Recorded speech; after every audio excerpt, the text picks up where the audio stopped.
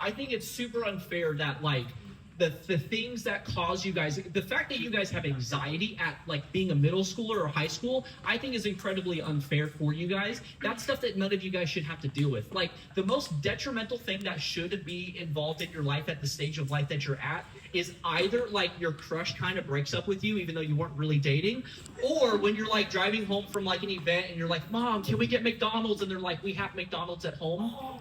Like that should be the most detrimental thing that has ever happened to you in your life at this point. Okay, and fair, it's kind of heartbreaking for sure, but realistically, that should be the height of pain of your life at this point in your life. But it's such an unfair thing. It's nothing to your own doing, but because of culturally we push so many things on you guys at such a young age that it's so unfair the things that you guys have to experience. That how many middle schoolers I know, whether it's here or in other places I lived or other youth pastors that I talk to, how often I find middle schoolers that are anxious about things. And it's like, man, what?